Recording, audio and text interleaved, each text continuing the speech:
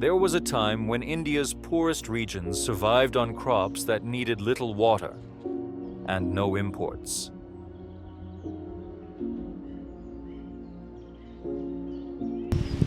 Millets are not a new alternative. They were once a staple foods.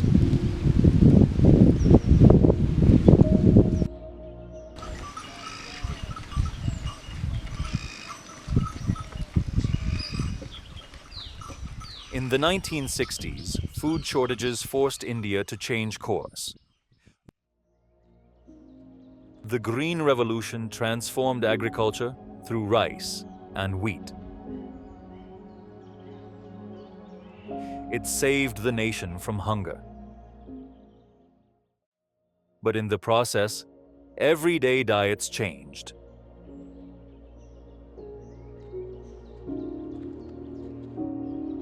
In the decades following the Green Revolution, India's agriculture priorities become clear. Rice and wheat expanded rapidly.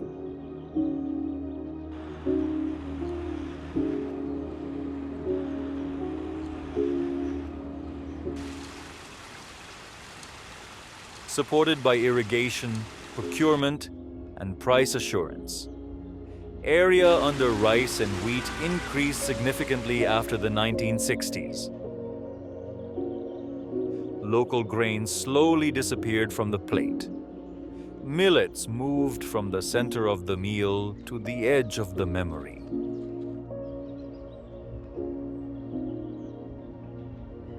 Millet cultivation area declined steadily.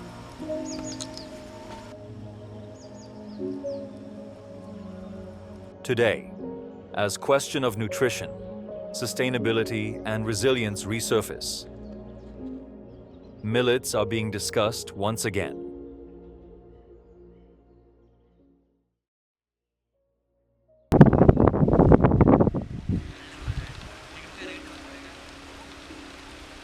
Is this a return to forgotten system? Or a new response to modern challenges?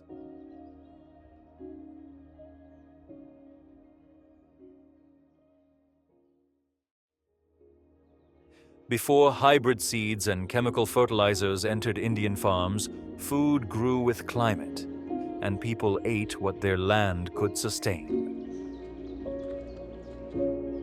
Indian agriculture was once built around the monsoon, not around dams, not around bore wells, but around the rhythm of rains. 50% farming rainfall dependent.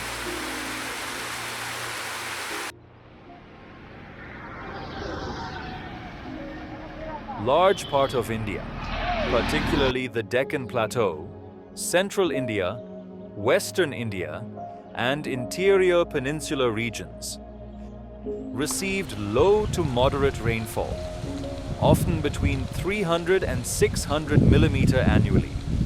These regions were highly vulnerable to drought and could not support water-intensive crops on a regular basis.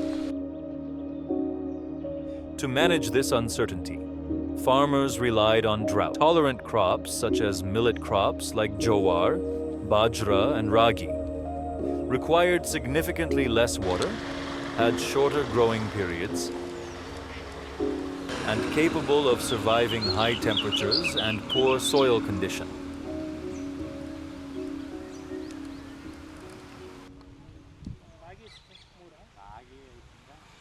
Ragi is easy for us to grow. It doesn't need much water. It grows fast, in about 2 or 3 months. Even if the heat is high or the soil is not very rich, ragi can still survive. Many millets matured within 60 to 90 days. Their deep root systems allowed them to access moisture from deeper soil layers, and their natural resistance to pests reduced the need for external inputs. This is why millets become backbone of dry land agriculture. Top producing states of major millets in India: Ragi, Karnataka, Bajra, Rajasthan, Jowar, Maharashtra,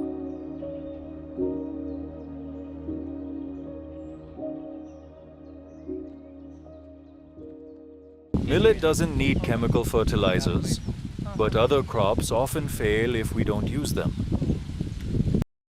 Unlike many modern crops, millets can grow well without heavy dependence on chemical fertilizers. This makes millet cultivation naturally and environmentally friendly and support farmers by reducing the cost of cultivation.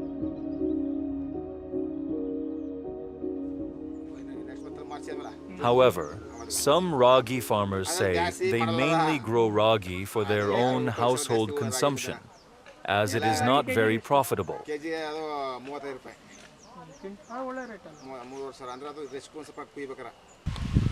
For better income, many farmers prefer cultivating more profitable crops such as ginger, garlic, and other cash crops. The government introduced minimum support price to support farmers and promote climate-resilient agriculture. But its real impact depends on procurement at the ground level.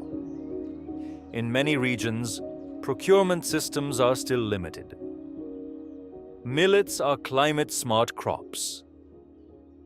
Today, as climate change tightens its grip and water becomes uncertain, again those forgotten grains are quietly returning to the conversation. Perhaps the future of food is not something new to be invented, but something old we chose to forget. Thanks for watching. Don't forget to subscribe for more videos.